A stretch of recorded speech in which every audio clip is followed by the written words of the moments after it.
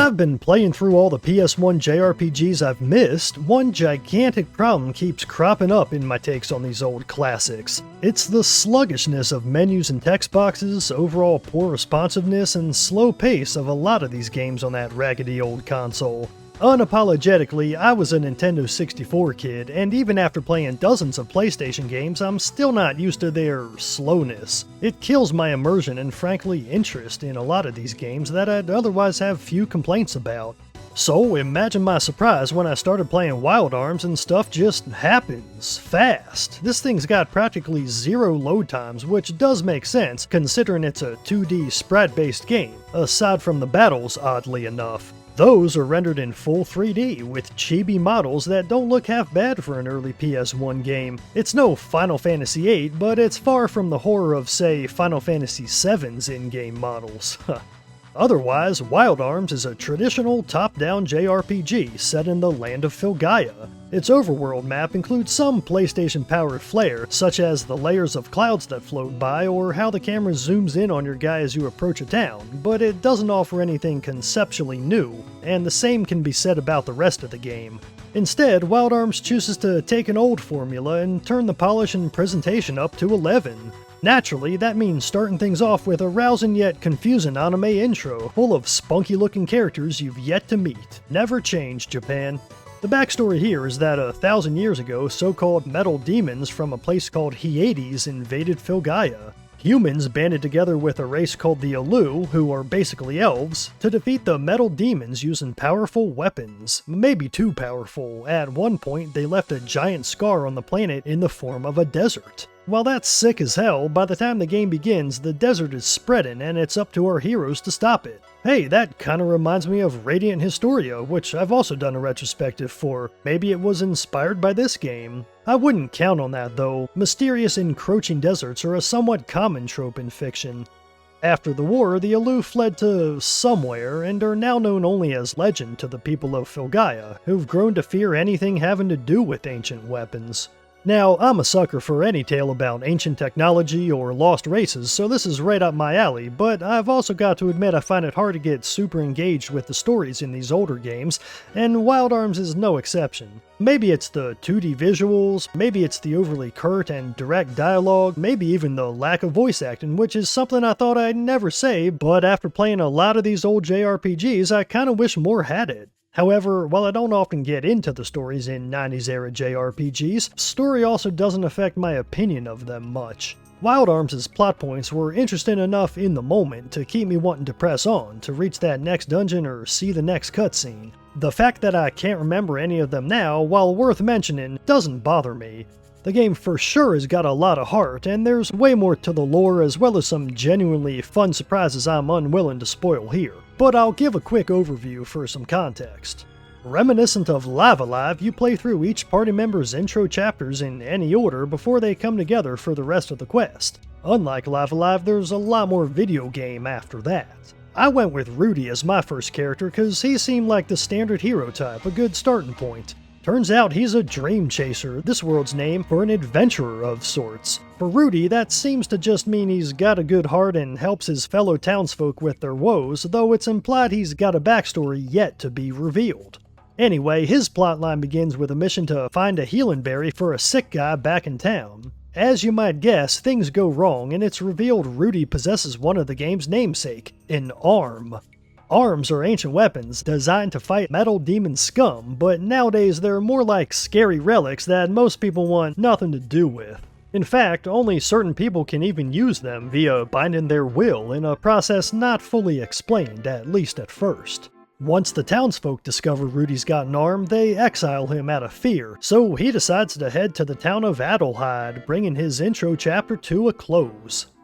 Jack, another dream chaser, leads the next scenario. He's a treasure hunter, raiding tombs Indiana Jones style with nothing but his wits, his sword, and his pet mouse Hanpan in tow.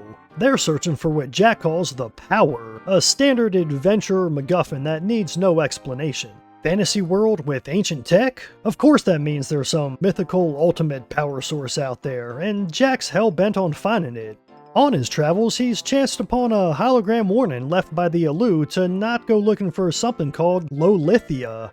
Naturally, Jack assumes that's the power he's been after, so he sets off for the nearby town of Adelheid to prepare. Cecilia, Princess of Adelheid, is studying at a remote abbey when she has an encounter with Stoldark, one of the world's so-called guardian beings who oppose the demons. He gives Cecilia a rune to summon him in battle and warns her of the same Lolithia being, claiming darkness will return to the world. That's some heavy stuff, so she heads back to Adelheid to learn more. If you've been paying attention, that brings all three starting characters to the same city, where it's finally time to party up. I'm a fan of how Wild Arms handles these character introductions. Unlike in, say, Dragon Quest IV, they're all short, while still giving you enough time to get familiarized with each character's special abilities.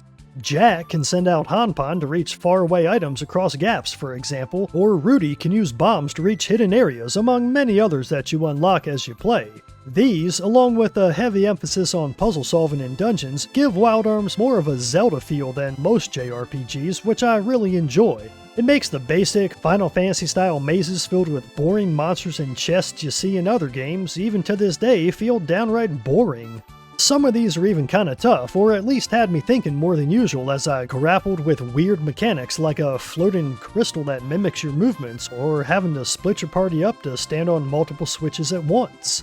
The three protagonists get enough early development that each of their intro sequences could have been the beginning of its own game. Instead, once the intros are over, it's like starting an RPG with a solid understanding of each character's background built in, since the focus of the story shifts to the primary goal of saving the planet fairly quickly. No need for drawn-out character recruitment while the hero dawdles about doing menial tasks. Wild Arms delivers 3 short but complete mini-adventures, then gets right to the story it wants to tell.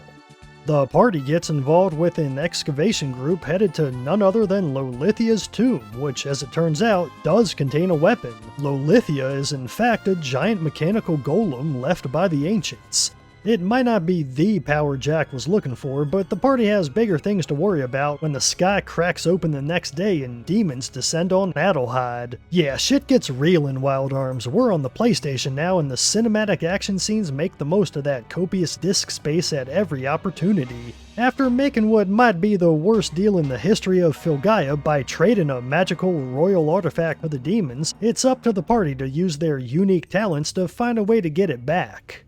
Wild Arms spends a lot of time on its story scenes, and while I won't detail any more, I will say they're a step up from anything on previous consoles, and prove two-dimensional visuals were still worth pursuing after the SNES era came to a close. Thankfully, nowadays we've got Square Enix's HD 2D line, the Star Ocean remakes, and many other titles big and small embracing a 2D style. Again, presentation is Wild Arms' strongest suit. For example, I didn't think games started doing the whole hours-long build-up until the opening credits thing until at least the PS3 era, but boy was I wrong. Wild Arms hit me with that title drop 6 hours in, long after I thought that was even a possibility, and it comes at the perfect moment. Plain and simple, the JRPG genre evolved a lot during the essential decade of the 90s, and Wild Arms was at the forefront of a new generation, not to mention the jump to 3D. While it didn't fully embrace the latter, it nonetheless blazed a path for others to follow. If you're unaware, this game came out before Final Fantasy VII in both Japan and the West. And blazing a path includes taking risks and trying new ideas.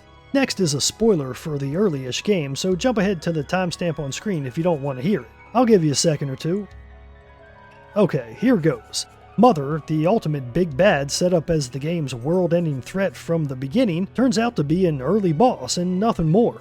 Once you defeat her, she's gone. There's no surprise resurrection, no crazy transformation, no demon form, nothing. Then one of her henchmen tries to take over the world himself. That's a pretty neat little twist that's well-worn territory now, but maybe not so much in JRPGs, at least not the popular ones I've played. There's also a whole ordeal involving the main character's backstories that I definitely won't spoil. My point though is that there's a lot more to Wild Arms than a simple save-the-world plot. It explores ideas like paranoia, the horrors of war, the fleeting quality of peace, and fear of the unknown, all in ways that are a little deeper than what SNES-era JRPGs put forth. I only wish the specifics had stuck with me after finishing the game in the way Final Fantasy or Tales games often manage. Wild Arms never manages to leave that memorable of an impression despite its impressive effort, but why is that the case? For one, the music's nothing special. That's both the worst and best thing I can say about it. Of course, when talking JRPGs, nothing special means the soundtrack's still pretty damn good. Japanese studios simply did not release RPGs with bad music in the 90s, but I've nonetheless got to compare against that incredibly high baseline. The title theme's an instant classic, no doubt, but that's true for most popular JRPGs, and Wild Arms lacks the kind of stunningly beautiful or instantly memorable compositions I look for from this genre. Wild Arms also lacks an instantly recognizable art style, which I think might be the biggest reason I didn't connect with the story or characters as much as I'd hoped. Everything looks a bit bland, a bit safe, even boring. It's certainly not bad, but looking at a random screenshot wouldn't entice me into playing this one. And hell, it's not like I see a lot of Wild Arms fan art out there. Rudy, Jack, and Cecilia's designs are fine, but nothing more than fine. While they fit the game's relatively gritty and grounded story, again, they're not what I'm looking for in a JRPG Magitech fantasy. Enemies, on the other hand, tend to look great, especially the bosses, which get rendered in both 2D and 3D. I appreciate the amount of work that went into that. I'm a bit puzzled why the battles are in 3D though, or at least why only the battles are, but that's not a complaint. They look good and offer something to provide a visual break from the otherwise 2D assets. I also don't want to ignore all the small quality of life features I haven't mentioned yet that make the experience less annoying to drudge through than many older JRPGs. For one, the game removes enemy encounters in certain confusing or puzzle-heavy rooms you'll likely spend a lot of time in. Can every game do this, please? When I'm trying to solve a puzzle, I don't need the annoyance of dealing with random battles. One challenge at a time is fine by me.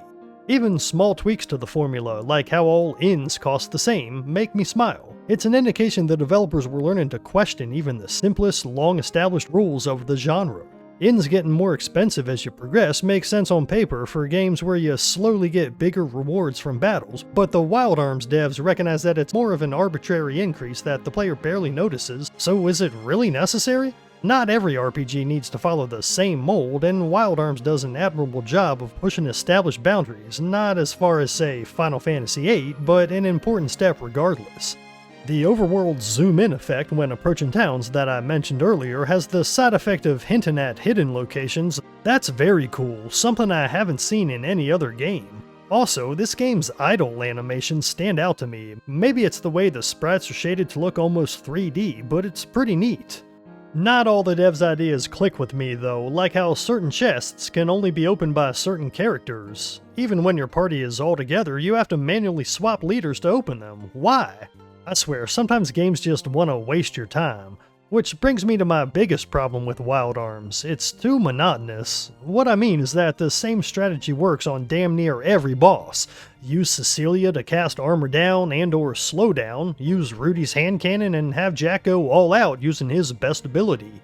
I only recall 1 or 2 boss fights where I had to deviate from this strat in a game loaded with bosses. That's an unacceptable threshold of cheese allowance, and it's no fun getting all these cool spells and abilities with zero reason to use them. And forget normal encounters, they're an utter snooze fest of mashing X. The total lack of difficulty or interesting combat mechanics heavily hampers what's otherwise a well-made RPG I wanted to get more immersed in than I did. All in all, Wild Arms earns its spot as a PlayStation classic, but I understand why it's not quite as well regarded as some of its behemoth contemporaries. Here's to hoping the sequel made some serious changes to combat, as I'll be checking that one out eventually. In the meantime, thanks for watching. I've been Leon from RPG Haven. Leave a like for that algorithm, subscribe for more videos on RPGs of all kinds, let me know what you thought of Wild Arms in the comments, and have a blessed day.